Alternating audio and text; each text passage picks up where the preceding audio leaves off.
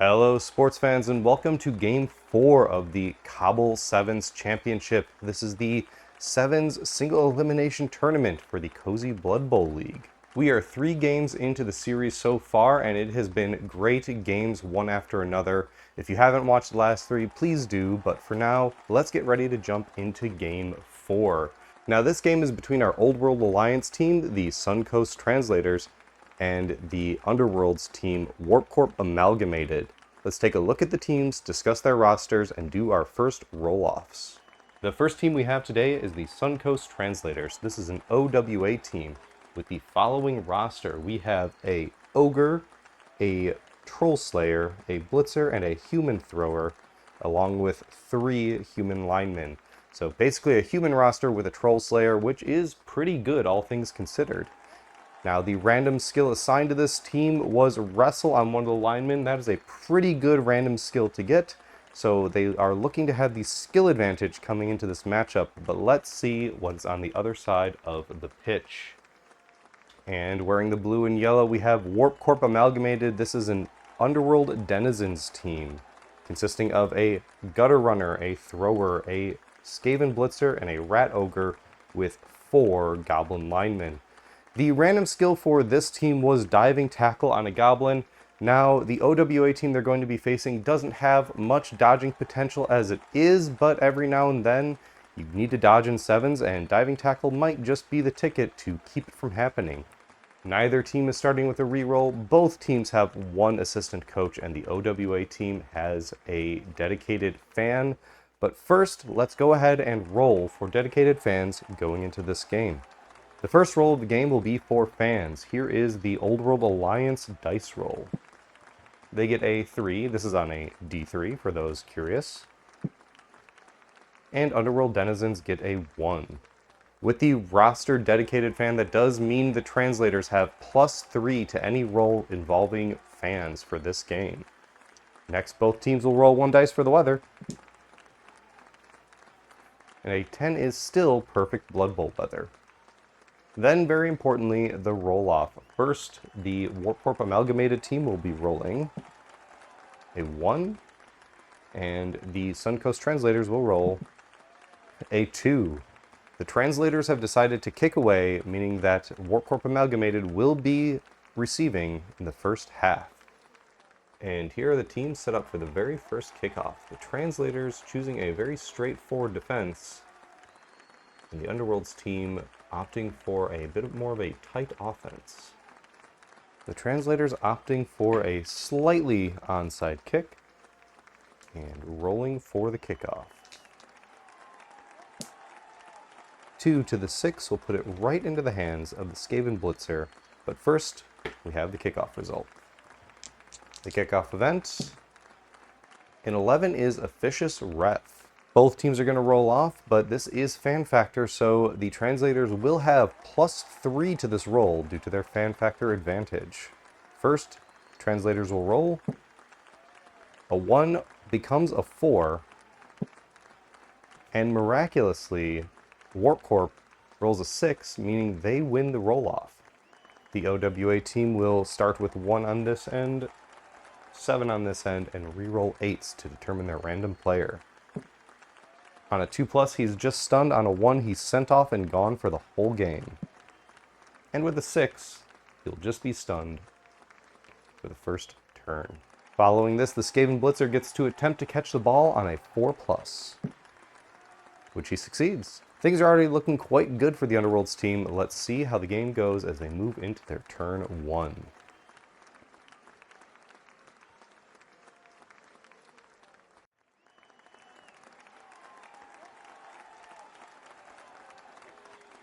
And finally, the Blitzer is going to attempt to hand off to the Gutter Runner, handing it off successfully on a 2+. And with the cage set up, experiment number 12, the Rat Ogre, is going to attempt to blitz and potentially surf the Human Thrower, looking for a 2+ to do so. A 1 means he is just angry in the air. Now he does not have any teammates around him, so that will simply be the end of the first turn. Now, it's been a fairly iffy start for the Translators, but they're going to see if Taylor the Ogre wants to go for just a walk on a 2+ for Bonehead. Successfully doing so.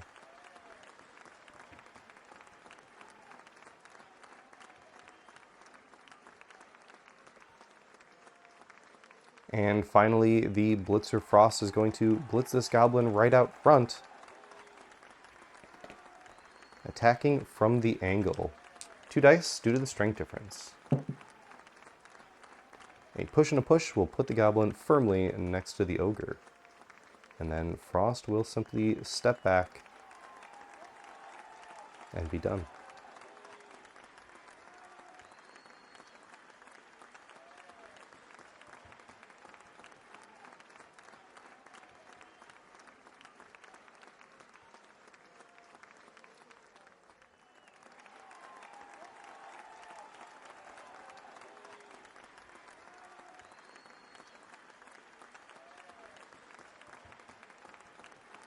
Next, the Rat Ogre is going to try to blitz this lineman, looking for a 2+ for Animal Savagery.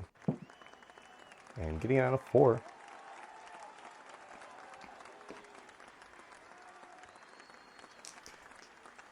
Now with Strength 5 and 2 assists, this is actually a 3-die block for the first hit of Frenzy. Let's see if it needs the second.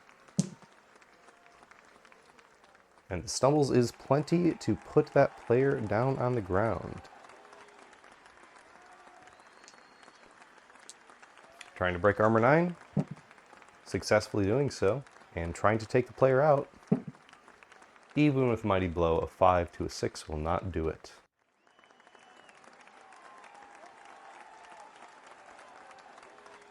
And then attempting to rush to get to that corner of the new cage.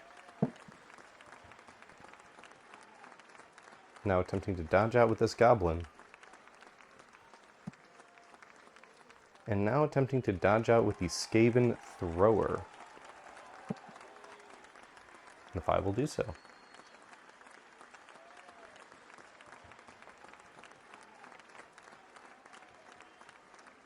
Now the Translators are determined to stop this score from coming, but that Gutter Runner is very difficult to slow down.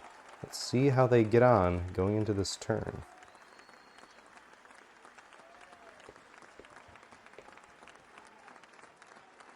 And now Frost will blitz the Skaven Thrower, looking for 2 dice.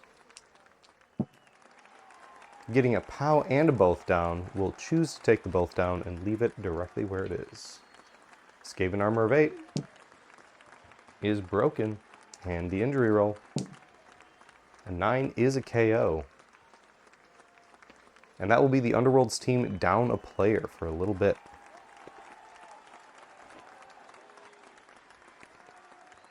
Now the Ogre is going to try to just go for a walk. Passing Bonehead on a 2+. Just taking up 2 tackle zones.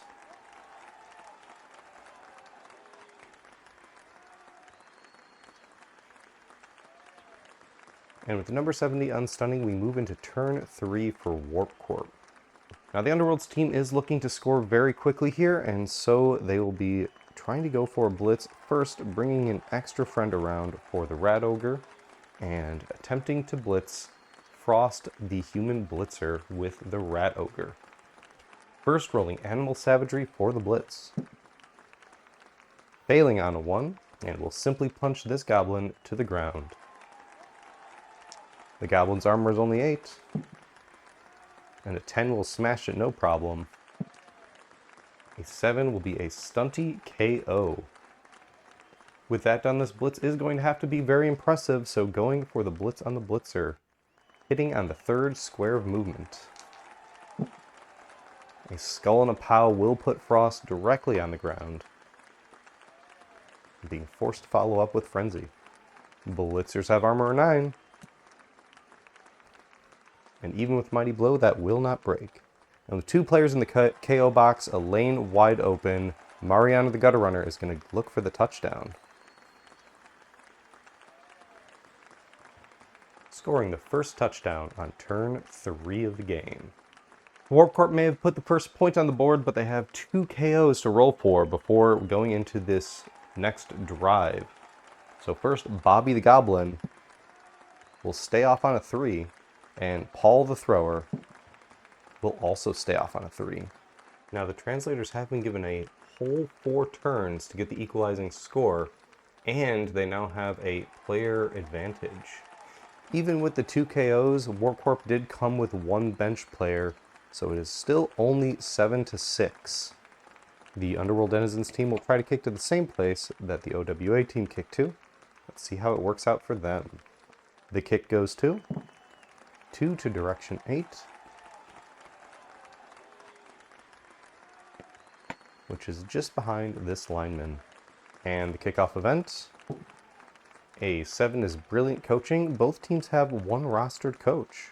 First, the translators will roll 4. Next, WarpCorp will roll a 6, getting themselves a reroll. And finally, the ball hits the ground and bounces to the 2, which is right behind this Troll Slayer. First, looking to see if Taylor the Ogre will be looking to move. Happy to do so on a 6.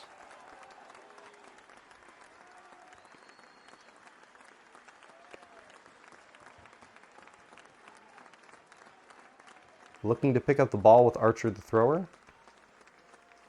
Grabbing it on a 3 with sure hands. Doesn't need the skill.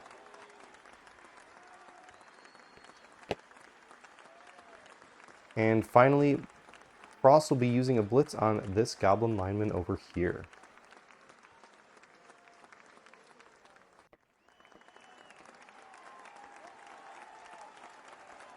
Hitting on the 7th and final square of movement. A POW is fantastic, putting the Goblin on the ground. Not following up. Attempting to break armor 8. Not on a 3. Down a player, but up a reroll. WarpCorp is looking to stop this score. They do not want the score to equalize here in the first half, and they're really hoping to stop anything happening in the second half. Can they do this down a thrower and a Goblin? Let's take a look. Now the human team isn't terribly fast, so they don't need to be worried about getting scored on right away. Simply going to stand up and then look for a Rat Ogre Blitz on the Troll Slayer. Now experiment number 12 has already knocked out Bobby. Let's see how he feels about Brenda going for Animal Savagery. Getting a 5 and not hurting anybody as he does the Blitz. Looking to Blitz on the 4th square of movement. 2 dice against the Troll Slayer. A both down and a push will be a push here. And looking to do it again with Frenzy. Rolling the POW and getting the Troll Slayer knocked on the ground. Getting that prehensile tail on the ball carrier. Troll Slayers have armor 9. And a 6, even with Mighty Blow, will not break it. Bringing in the Blitzer to tag the ball carrier as well. And bringing the Rat Ogre friend for next turn.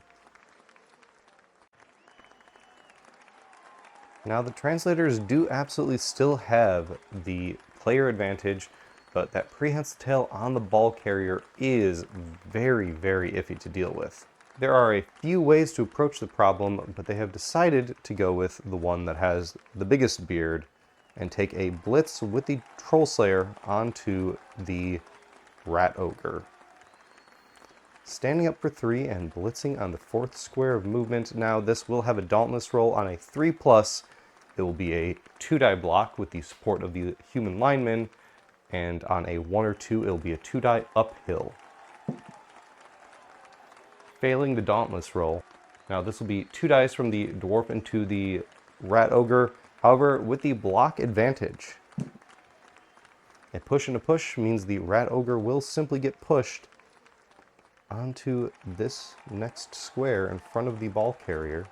Getting a slightly better angle on the action for the next hit. Now this Blitzer's tackle zone is taken up by the thrower. Briar, the Troll Slayer, will have 1 offensive support in the form of the Ogre, while the Rat Ogre will have 1 defensive support in the form of this Goblin, meaning that it's a 2-die uphill unless Briar can pass this Dauntless roll. doing so on a 3, meaning this will now be a 1-die block with the block advantage. And that will simply be another push.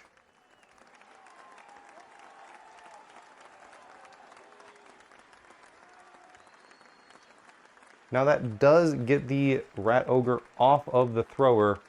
However, there still is a blocker there, and the Blitz has been used. Bringing in some support.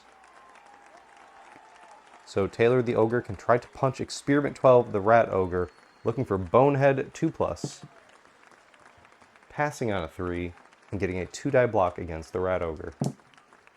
A skull and a push means this Rat Ogre still will not go down, and will simply go forward, stand next to the Blitzer. Archer the Thrower is not terribly safe, but will take the 2-die block against the Blitzer, hoping to at least get away from the basing. A push and a both down means simply another push out of the way, and will not follow up. Number 73 is going to step into here, and Frost the Blitzer is going to take a 1-die block against the Rat Ogre. This is perhaps ill-advised, but if you can get the Rat Ogre on the ground, it will make this defense a lot easier. Looking for anything but a skull, really. Another push is less than ideal, but will simply get the Rat Ogre in the middle of a whole bunch of players from the OWA team. And he will not follow up in order to stay clear for potential future blitzes.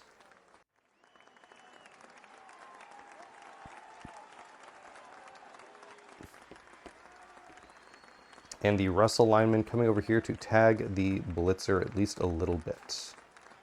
With experiment number 12 staying on its feet much longer than expected, there's a lot of option here for the Underworld Denizens team. It's not necessarily easy decisions all the way down, but there is at least a line on the ball carrier should they be able to get that angle.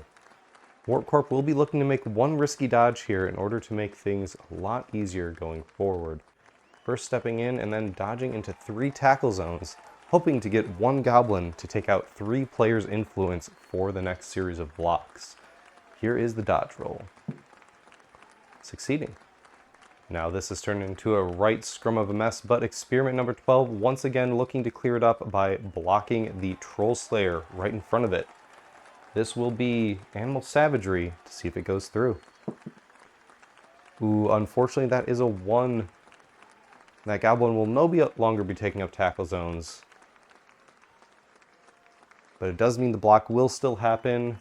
First, let's see what happens to the goblin. Armor does not break. Now, unfortunately, with that goblin down, this will only be a 1-die block onto the Troll Slayer. And it's just a push.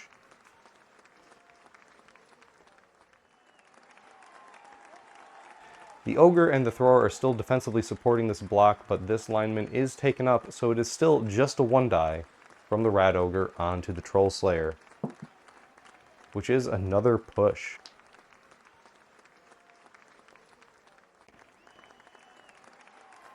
Both teams more preferring to push than knock down, it seems. Babs is just going to come up and tag this Russell lineman, meaning that Stevie the Blitzer will be getting a 2-die block on this human lineman, making this the blitz as well in order to get a bit of a reposition out of it. A POW and a both down will take the POW and simply push back that lineman and will not follow up. Trying to break armor 9. 6 will not do it.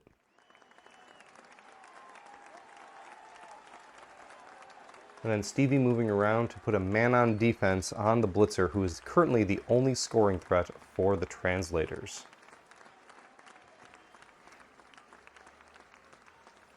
Moving up with the Gutter Runner, and then this Goblin will dodge out and hope to get a bit out of harm's way. Succeeding on a 3. And just staying here to see if he can help when needed. With only 1 player on the ground, the Translators do have a bit of a bevy of choices at the moment. Let's see how they choose to approach this turn. First, we'll simply be standing up the Russell lineman and then stepping this lineman in and going for a block from Briar onto Experiment 12 again, looking for Dauntless to pass on a 3+. Successfully passing on 5, meaning that this will be a 2-die block onto the Rat Ogre. 2-die with block. Another push means that this Rat Ogre will still just keep moving along the line, but we'll get another block for the second hit. Briar doesn't need to pass Dauntless because they currently have 3 supports, meaning this will be 2-die regardless of the outcome. Finally getting the POW and the both down, taking the POW in order to get a little bit of movement out. Armor 9 on the Rat Ogre. He is broken on an 11. And the injury is just a 6, meaning that this Rat Ogre is stunned. Number 70 Blake is going to go for a blitz on the Blitzer, taking a step forward and hitting on the second square of movement for 2 dice. Getting a pair of stumbles to put Stevie on the ground and following up. Armor breaks on a 9, which it does not this time.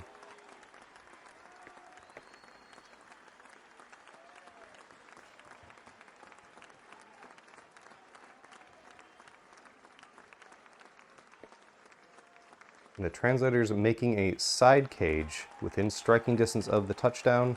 Now Taylor attempting to go for a walk, first needing to pass Bonehead, which will pass on a 6.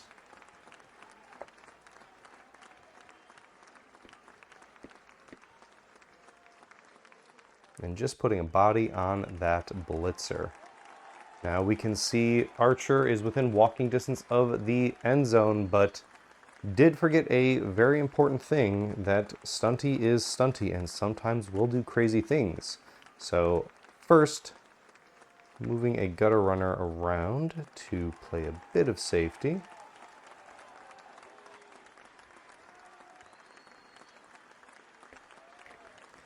And taking up some tackle zones. And number 23 will look to blitz the ball carrier. First, dodging in on a 3+ thanks to Stunty. Failing on a 2, but with the innate reroll. Passing on a 6. And now making a rush to hit the ball carrier. Passing on a 4. This will be 2-die uphill. Let's see what gets rolled. And a push and a POW is exactly what the team was looking for. Even though it's just a push, Archer is off the pitch. And let's see what the crowd says to Archer. A 4 means they love them. And we'll simply go on to reserves. Now the Translators will see how the ball comes in.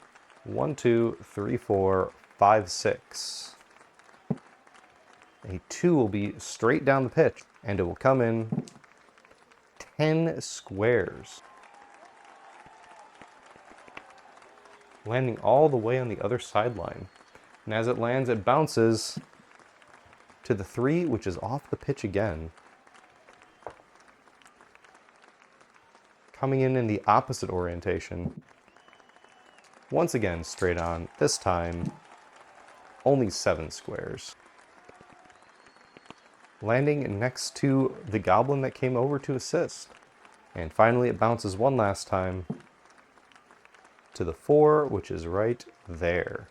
Now, WarpCorp Amalgamated has used their Blitz, and their Gutter Runner is already activated, but they're going to see if the Blitzer is looking to pick up the ball and get away with it. So, standing up for 3 and dodging out for the 4th square of movement.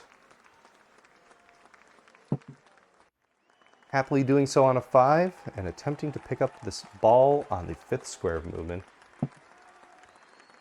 And Stevie does it on a 4.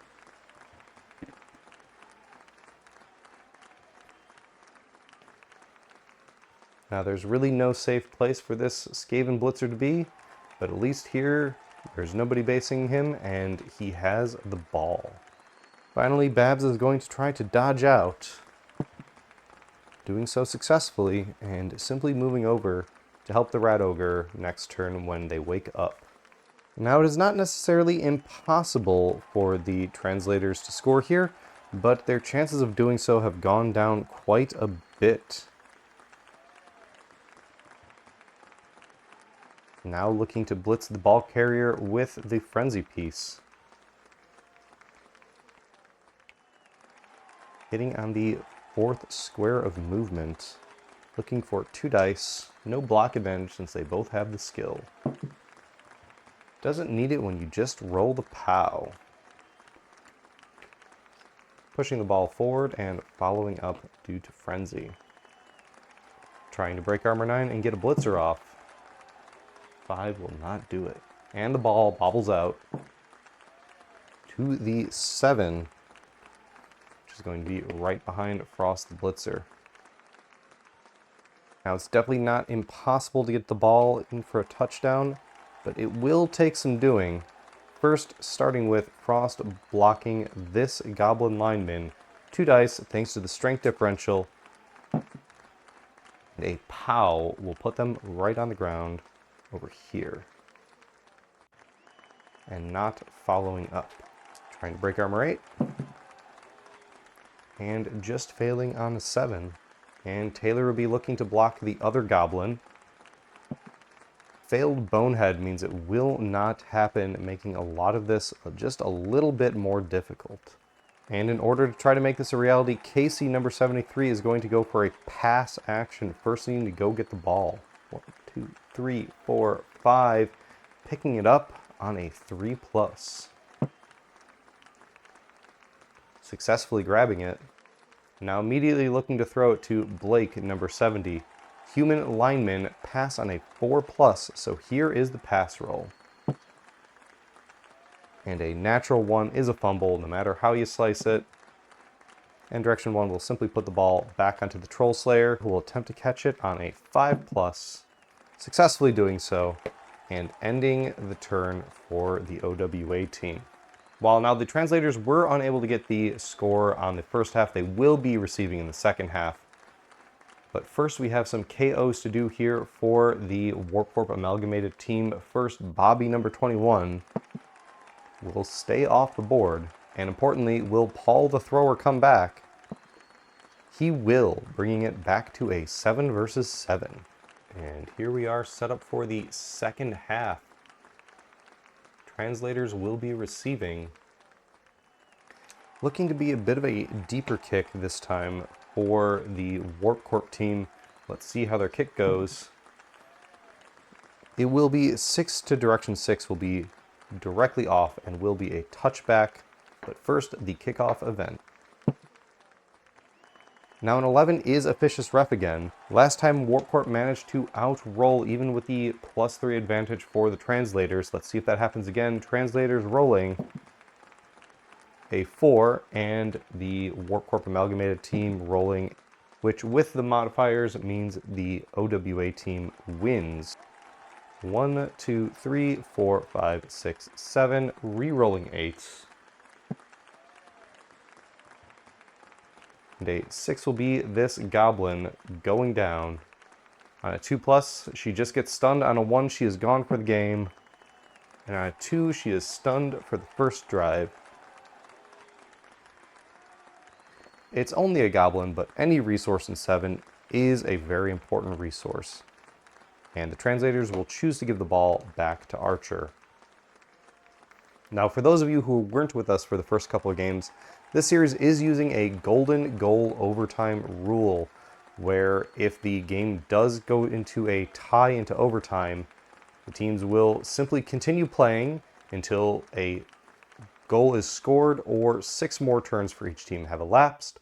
And if it is still a tie after that full half of overtime, it will just go to roll-offs, and the winner of the roll-offs will be declared the victor. Let's see if it comes to that here in the second half of the game. First, Taylor the Ogre, simply looking to move, and successfully doing so on a 4.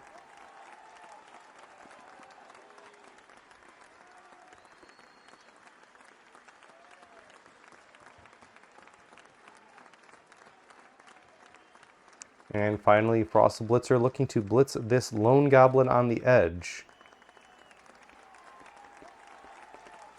Hitting on the 7th square of movement as usual with the block advantage. No skill advantage needed if you just roll POWs. putting that goblin down and declining to follow up next to the rat ogre. Looking for an 8+ on the armor. An 11 will absolutely crack it. And a 10 is a straight casualty.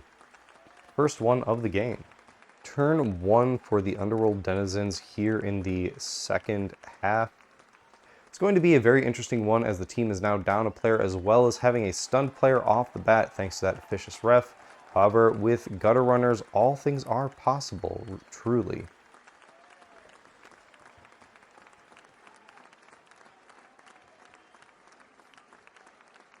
Now Stevie the Blitzer is looking to blitz this corner of the cage, hitting on the third square of movement with support from that goblin, looking for 2 dice. Skull and a push means this lineman will just get pushed along, but will still be in that diving tackle from the goblin. And then Stevie will simply back off, not risk any sort of frenzy surf, and hang out there. And while the Rat Ogre, experiment number 12, could activate, he does not want to risk losing his tackle zone, so he will just stand there. It is turn 2 for the Translators. Now, scoring this early against Underworld Denizens is not the best option all the time, but in this situation, it might actually be the correct thing to do. Going to see what the team decides to do based on these first couple blocks. First, this line person trying to block this goblin with 2 dice. Rolling the natural POW is a massive boon at this point in time, and looking to break armor 8. Doing so, and then trying to remove the player. And a 6 will just be a stun. Moving this lineman around to support, so Briar can go for the blitz on this blocker, hitting on the 4th square of movement, this way having 2 dice for both parts of frenzy if required. And it's not needed if you just roll the stumbles on the first hit. Pushing that Skaven back and following up. Blitzers have armor 9, which does not break on a 4. And if the OWA has any chance to win this game, they do need to get a touchdown in at some point, so they're going to look to do it right now, looking for a handoff to Frost.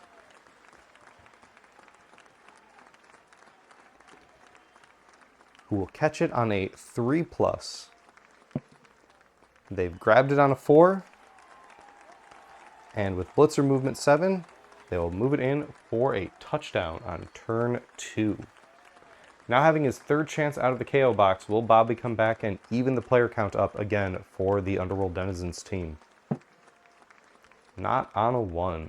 And here we are moving into what is possibly the final drive of the game. Translators kicking away to WarpCorp.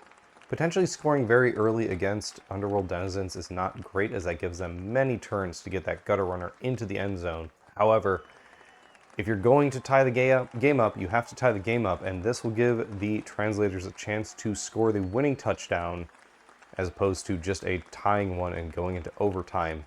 So with the player advantage now, let's see if they can stop the Underworld Denizens or if WarpCorp is going to get the ball and rip it right downfield for the winning touchdown. Sun Coast Translators looking for an even riskier onside kick, hoping to get a good kick and take advantage of their numbers and potential bash power. Unfortunately, whoever was kicking for them kicked it 6-3, which is right off and a touchback. First, the kickoff event. A 4 is solid defense. The OWA team is pretty happy where they are. They are playing a little bit more of a safe defense, and they are just going to choose to stand where they are standing, meaning the touchback will put the ball right into the hands of the gutter runner, who is obviously going to be the one to try to get it in most circumstances going forward. Now, WarpCorp Amalgamated doesn't have a huge amount of power, but what they do have is a Rat Ogre. And with the ball relatively safe where it's at, the Rat Ogre is going to attempt a slightly risky blitz against the Russell lineman right here. First, looking to blitz, needing Animal Savagery to go off on a 2+. And a 4 will be plenty. Now this will require a rush for each hit of Frenzy, but if they can get this lineman against the sideline or on the ground or hopefully out, it'll be a massive equalizer for this drive. Here is the rush for the first hit. Succeeding on a 2. 2 dice, even though there's a defensive support. A push and a push is plenty to get the lineman over and go for the second hit. The second hit of Frenzy needing another rush. A 6 is excellent. Looking for another 2 dice block. Pushing them both down does mean this player is still on its feet. But that will be a pinned lineman against a prehensile tail and the sideline. The rest of the team will just move on up.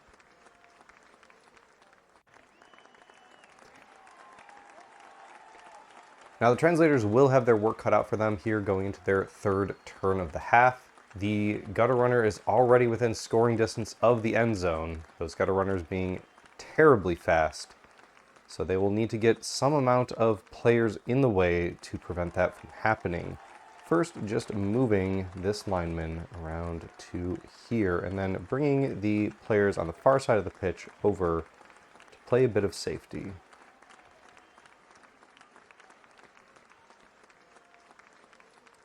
Next, Briar, the Troll Slayer, is going to look to blitz this goblin. Hitting on the second square of movement with Friendship will only be Strength 4 still. And that, unfortunately, is a pair of skulls, which even block doesn't help with. Armor 9 on a Troll Slayer will not be broken, and it will simply be a turnover. Now, WarpCorp is in a very similar situation to how the Translators were a couple turns ago. If they score now, which they very easily could do with only reasonably average dice, they could score it and get ahead in the game. However, that would leave a lot of turns for the Translators to get the revenge tie and bring the game into overtime. However, they don't want to stall too much, especially since they are down a player, and their Rat Ogre is not in a great position going to the next couple turns. So will they choose to move their cage around and stall for one more turn, or will they look to get their gutter runner in the end zone right now?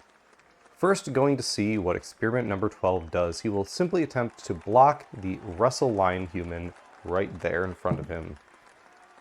A 2 will do it, and 2 dice against the Wrestle Line human.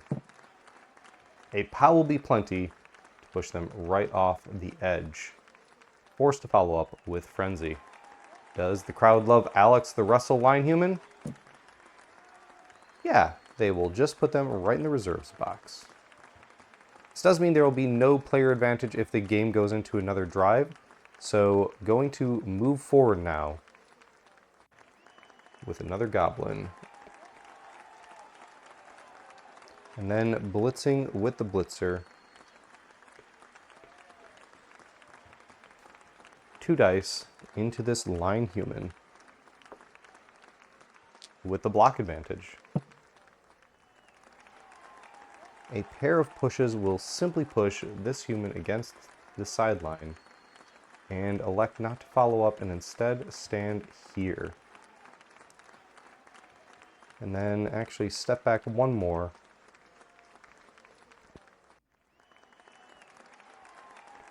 In order to get another support for this goblin to block. But first, the gutter runner is going to move in this bit of a pocket right there. And then this goblin is going to get a 2-die block against a human. A Stumbles will put number 70 down right next to the Troll Slayer. And following up to tag both of them, looking for armor 9+. Not breaking on a 7. Moving to a more slightly overhead view here for Translators turn 4. The numbers evened up a bit there with the Surf, though they will not be evened up if this goes to another drive, because that is just in the reserves box. They have to make something happen now, or that gutter runner is just going to run it in with basically no difficulty. standing up these players to block off one side. Creating a bit of a column defense, and then Taylor the Ogre is looking to go for a blitz against the Blitzer. This is going to require a bonehead check, which is passed. While Surf was potentially on the table, just getting a body on the ball carrier, even with that 2+ rerollable dodge, does seem a little bit more impactful. Looking for 2 dice against the Blitzer. A pow and a stumbles means this rat is going to go straight back. And Taylor will follow up to tag the ball carrier and the goblin once again. Breaking armor 9 here could be huge, and a pair of ones will not do it, bringing us to the end of Translators turn 4. Now, WarpCorp does not have any easy outs, but this is the turn to step on the gas and make it go. So standing up this Blitzer, Experiment number 12 will be looking to blitz lineman number 73 here, needing to pass Animal Savagery on a 2+ to do it, but having a goblin nearby just in case the 1 is rolled, which it's not. The Ogre's Tackle Zone is taken up, but even if it wasn't, it would still be a 2-die block.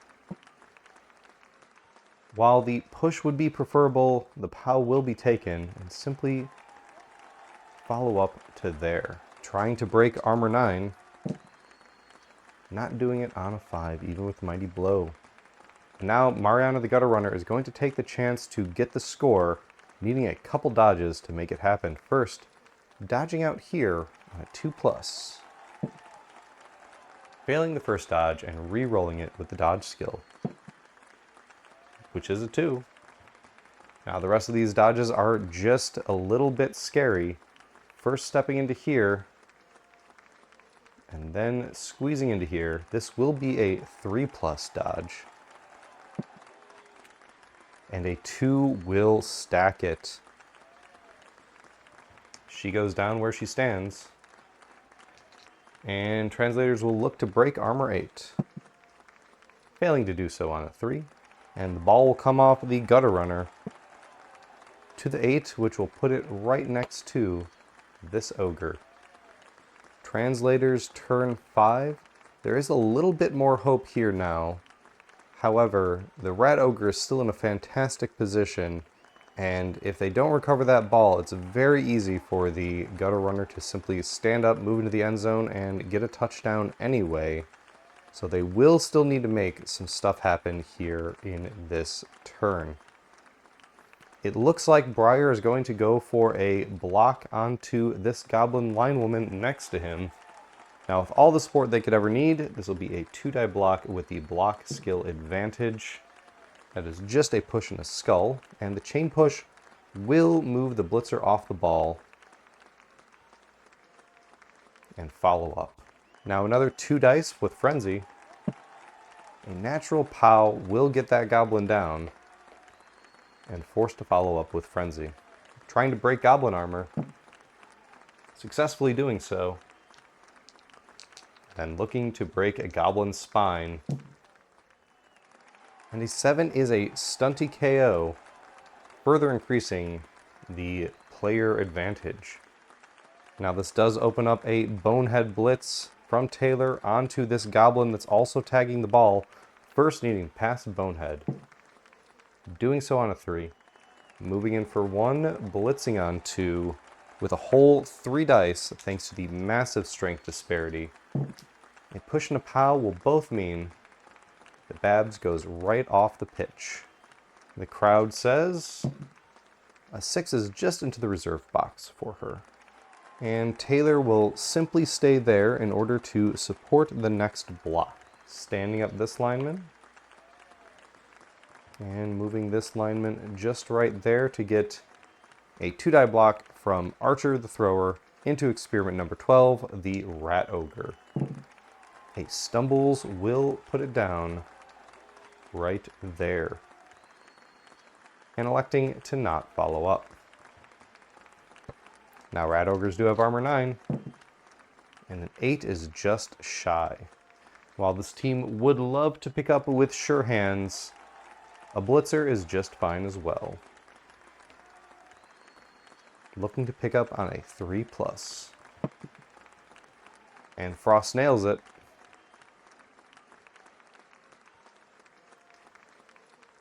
Now, miraculously, the Translators have managed to pick up the ball and create a very safe side cage over here.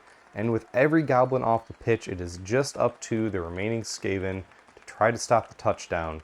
Now, there's only one more turn for the Translators in regular time here. However, overtime is simply play on, so they have to stop this before they get to the end zone. They'll have to do everything in their power to get there. But it looks like it is not going to be a terribly easy path. First, starting with a block from the blitzer onto the Troll Slayer. A stumbles will put them down on the ground, right behind the Rat Ogre. And electing not to follow up at this time. Trying to break Troll Slayer armor. Successfully doing so on a 9, and seeing what the injury is.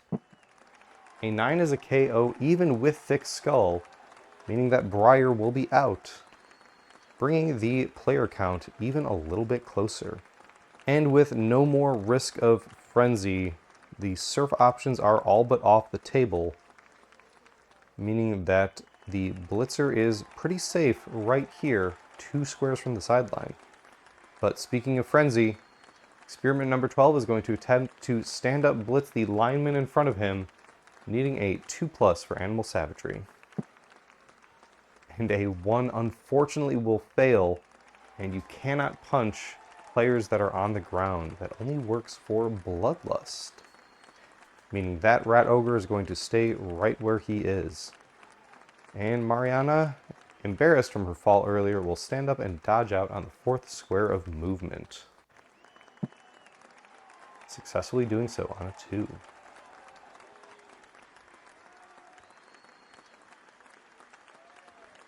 Now with the Rat Ogre on the ground and only 3 standing Skaven, it's looking like it'll be pretty easy for the remaining humans, since there is no dwarf left, to simply march it on down the field. Let's see if they can make that happen. First, they need to get some players out of the way. While the Ogre Blitz would be the easiest, simply going to move up and go for a blitz with the ball carrier. So, Frost going to blitz Stevie here.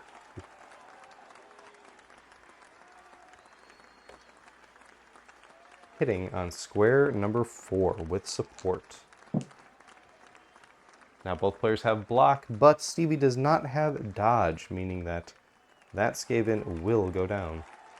Trying to break armor 9. A 4 will not do it.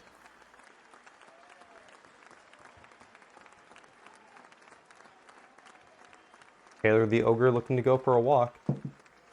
Failing Bonehead and losing their tackle zone. Both big guys right now not quite doing what they need to do.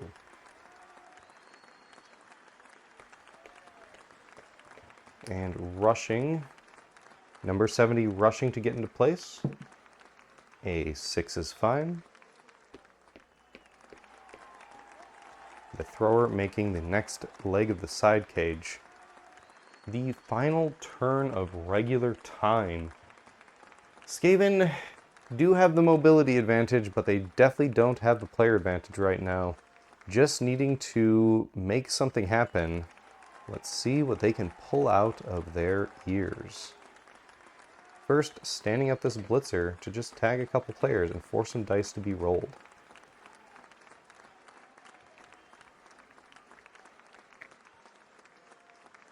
Now the thrower going for a blitz on this lineman.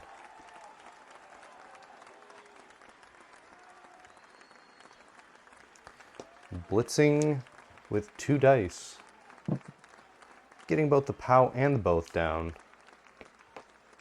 to move up and tag the ball carrier. Human linemen have armor 9. A 5 won't quite break it. And then the Rat Ogre is just going to try to stand up and go for a walk, needing a 4+ with animal savagery. And happy to do it this time. Standing up for 3. And moving up here to just join the fight. Now, into the first turn of overtime. The translators are definitely not out of this, nor do they have it in the bag. It's going to be anyone's game, depending on how the dice go. That is kind of sevens in a nutshell, honestly. But we'll see how it turns out for them going into this turn. Taylor the Ogre just looking to go for a walk and not be boneheaded anymore. Succeeding on a 3.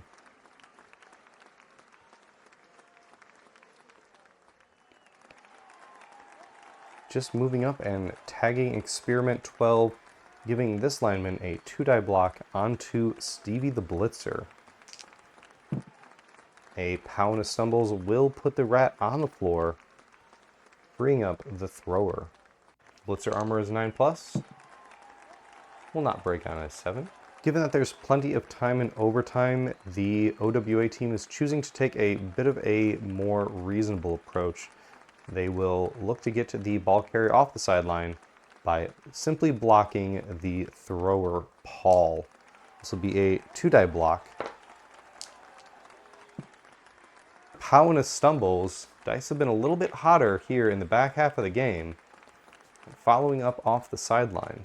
Trying to break armor 8 on a thrower. An 8 will absolutely break.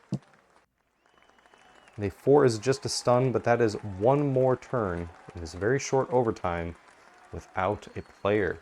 And finally, since the blitz hasn't been used, this lineman is going to stand up and blitz the gutter runner. 2 dice. Dodge, saving the gutter runner from going down. Mariana simply being pushed away. And then this player not following up and simply moving in there after the blitz. Now, no coach worth their salt would ever call what's going on here a secure cage. But when you only have 2 players on their feet and 1 player able to stand up, you don't really need much of a defense to keep that ball carrier safe. Still, it is not entirely impossible for the Skaven to get onto the ball and potentially pop it loose. Now, if they have any chance of getting to the ball, it will need this block from experiment number 12 onto lineman number 73 to happen. Animal Savagery on a 2+. A 3 will be successful. Even with the Ogre support, this is still a 2-die block. Push and a push is perfectly fine for Frenzy. And a pow and a stumbles. Put the lineman right against the line. And more importantly, out of the way, trying to break armor 9+. A 6+ Mighty Blow will not do it. But this does give Stevie, the Skaven Blitzer, 1 shot to get onto the human ball carrier and potentially pop it free for the gutter runner to pick up. We'll need some magic to happen here. First, standing up for 3 and dodging out on the 4th square of movement, looking for a 3+. This is the Blitz. Passing on a 6. And a rush for a 1-die blitz. The rush is good. The blitz is even better as a pow. Put him down right there next to the thrower and the downed thrower. Trying to see if that armor 9 can be broken. And now, very importantly, the ball will bobble out. To the 5, which is onto the Skaven thrower.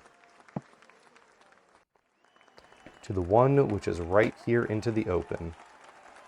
Now the ball is in a tackle zone for the OWA, but gutter runners are going to gutter run sometimes. So let's see if she can get out. Mariana dodging out on a 2+ into the open.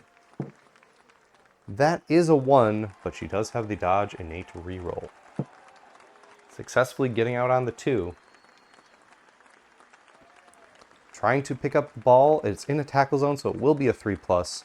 This will be her 2nd square of movement. A 3 will pick it up. And now trying to get away on the 3rd square of movement. Successfully making the dodge.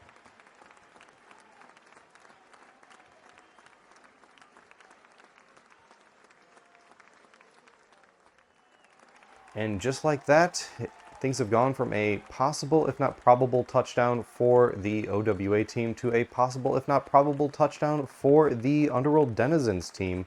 Gutter Runners going to gutter run, and Mariana coming all the way over here. The Translator's second turn of overtime is going to be crucial here. Realistically, the only player that can do anything is either Taylor the Ogre or Archer the Thrower. No one else can reach Mariana at this time.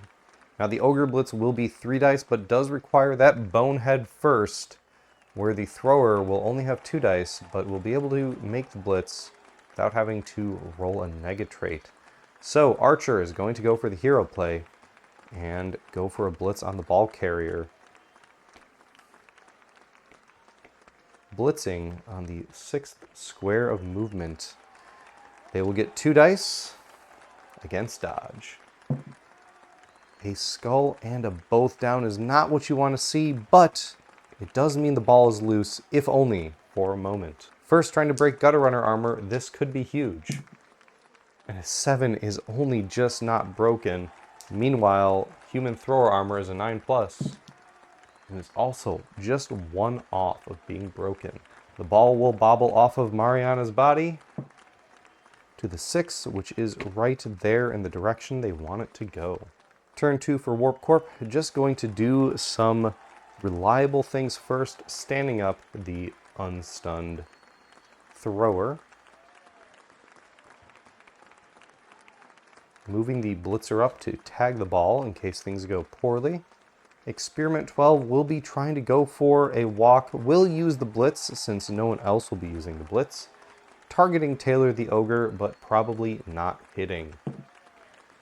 A 2 means they will be able to move. And that will allow the Rat Ogre to get another body on the ball. And now, hidden by the Rat Ogre, Mariana will stand up and step onto the ball. 4th square of movement, picking it up on a 2+. Succeeding on a 2. And getting that game-winning touchdown. And there we have the end of Game 4, a victory for WarpCorp Amalgamated, our Underworld Denizens team. Gutter Runners, notably, are going to gutter run. And with that victory, let's look at the brackets. Now, if you haven't watched the first 3 games, we're about to spoil the results of those games. So if you care about such things, please click away and watch those other games. They were just as entertaining as this one, so I do recommend it. But let's take a look at the brackets as they stand right now. As you can see here, we finally have the semifinals lined up and ready to go. Next game will be Sigmar's Chosen, the Chaos Chosen team, against the Bananaberg Champions, the Wood Elf team. And then the winner of this game, WarpCorp Amalgamated, will be playing the winner of last game, the Chicago Orc Dire Bears, our Orc team. And those 2 matches will determine who goes into the championship match. Right before each of those games, each of the teams involved in the semifinals will be able to give a lineman a selected primary skill, so we will see those skills chosen before each game. And then into the championship match, whichever 2 teams make it all the way to the end will get to put a primary skill on a positional player, a big deal in Sevens. And that brings us to the end of this video. We thank you once again for joining us here on Cozy Serpent Gaming for the CoBBL Sevens Championship. We're having a lot of fun with this, and we appreciate all the feedback and comments we've gotten so far. We would love any more that you're willing to give, whether it's comments or likes or subscribes, or just sharing this with people that you think will also like to watch some Blood Bowl. But we will be signing off now. We hope you enjoyed this video. We hope to see you in the next one. And as always, we hope your gaming is cozy. And as always, we hope all your games are cozy. One of those has got to be usable. Goodbye.